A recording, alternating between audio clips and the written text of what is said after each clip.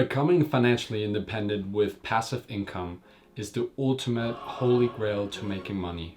It's money that just shows up in your bank account month after month while you are sleeping. One of my favorite quotes on this is from Warren Buffett, the Oracle of Omaha himself.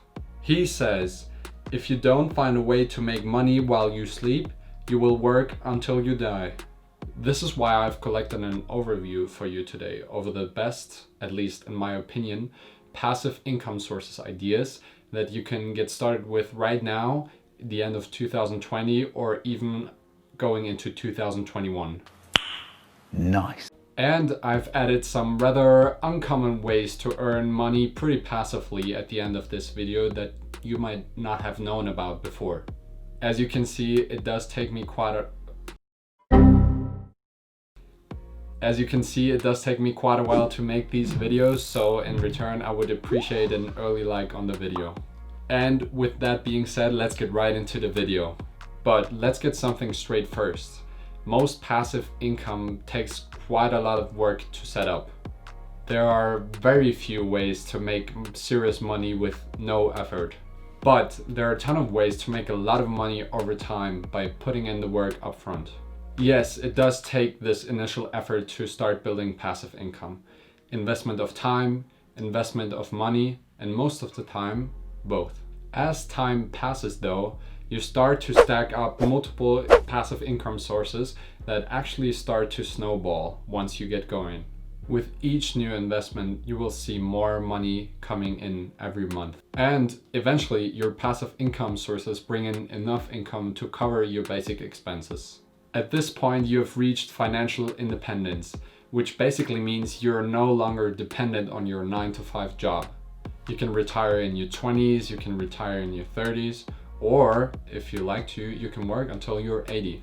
The following passive income ideas include everything from easy to difficult, low return to high return, and of course low risk and high risk. As you look through this list, pick 2 or 3 that jump out at you.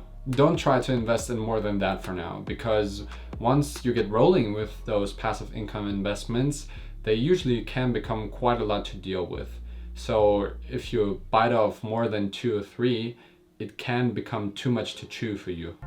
I don't think you have the facilities for that, big man. So I guess let's get ready to high yield dividend stocks and funds.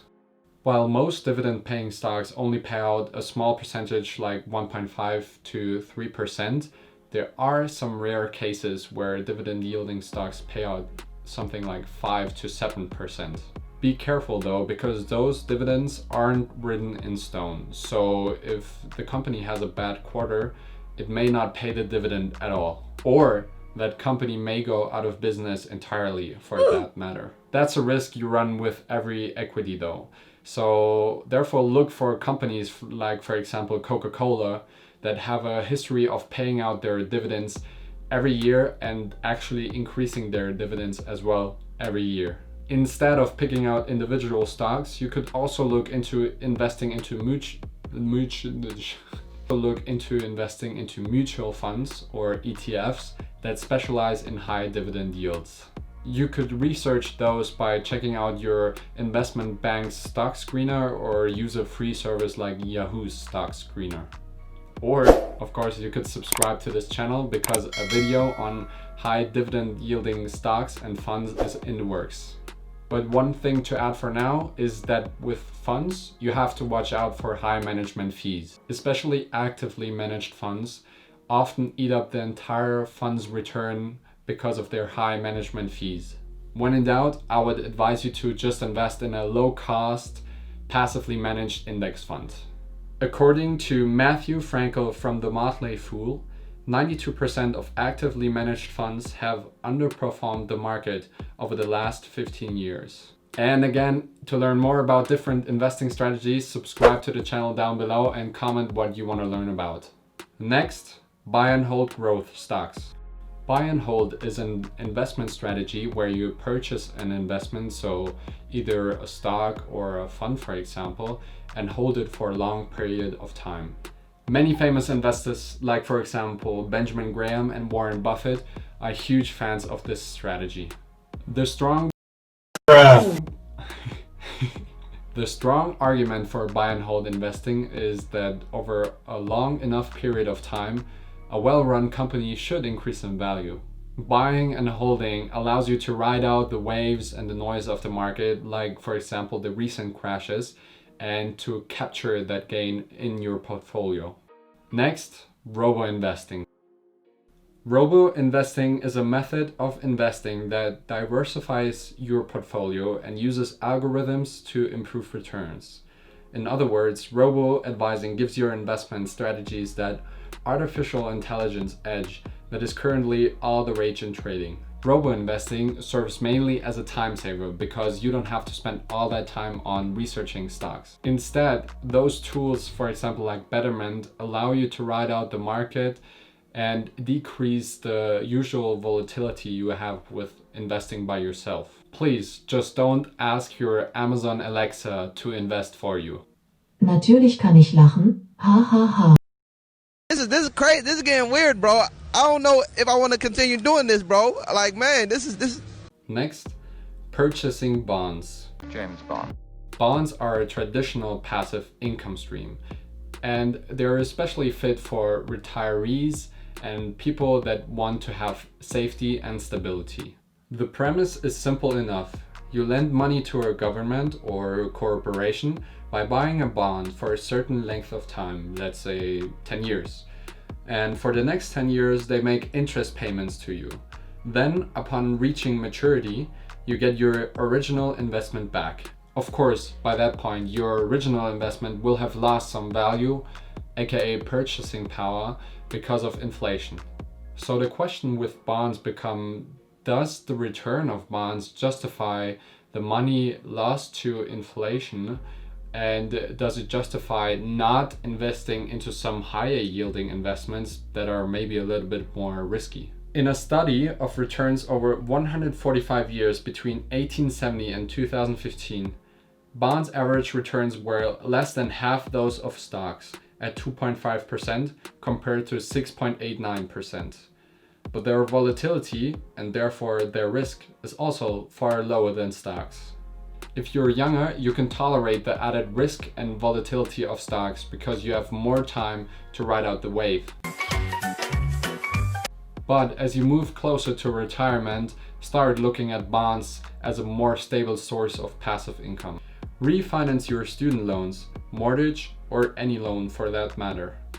Refinancing your, for example, student loans at even 0.5% lower could save you thousands of dollars in interest payments over the time of the loan. Truth be told, it doesn't get more passive than that. It only takes a quick application to check the current rates available to you, and it doesn't impact your credit score at all. Next, peer-to-peer or P2P lending. A rather rarely seen option in passive income is lending money to private individuals through peer-to-peer lending websites like Lending Club and Prosper. You can basically browse those sites and pick and choose the requests for loans of individuals as you like. If the loan interests you, start with a small amount on your first loan.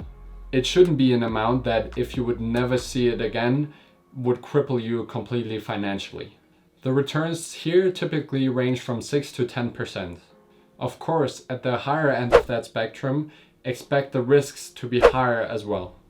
As you get more comfortable with evaluating loans on these platforms, you can gradually scale up your investments too. Next, start a blog. What are you passionate and knowledgeable about? Share it with the world. Whoa, calm down, Jamal. Don't pull out the 9. No matter how small the niche, people all over the world share your enthusiasm. Did you know that there are blogs dedicated to sun gazing, the practice of staring at the sun and consuming your energy that way instead of eating? That's definitely enough internet for the day. As you build traffic on your blog, you can monetize your blog by mentioning affiliate products or services, publishing ads on the blog, or by selling your own products or services. Starting a blog might honestly be the perfect side hustle. You can do it on your own time, you can build multiple passive income streams, and you also meet new people that share your passion. all while unlocking tons of new opportunities and having fun. Just remember, like traditional investing, a blog is a long-term game.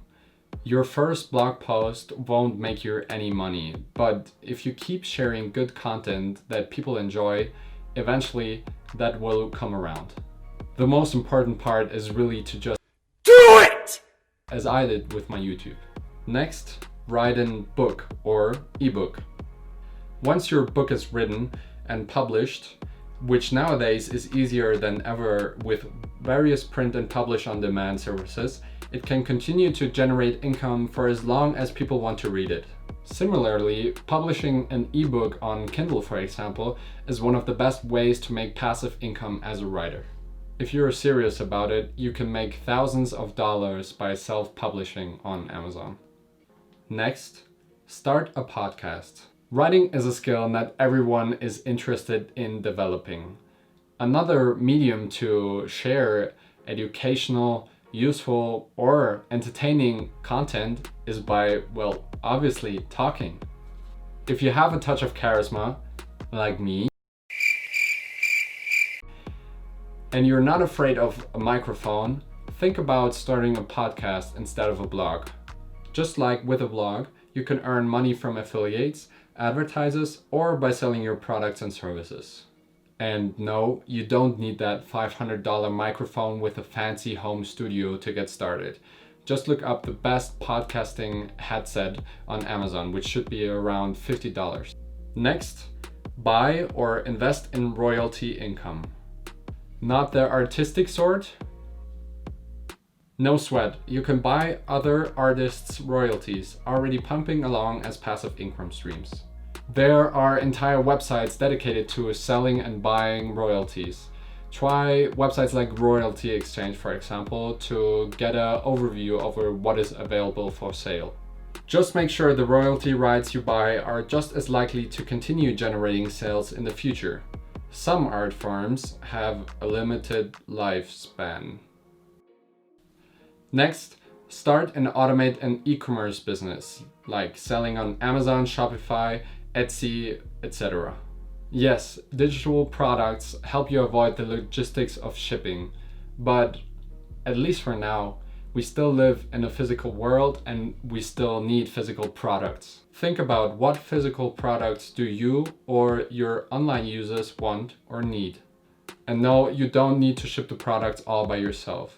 You could use a dropshipping company to handle all the logistics for you. This is a very good way to add one more passive income source to your online business.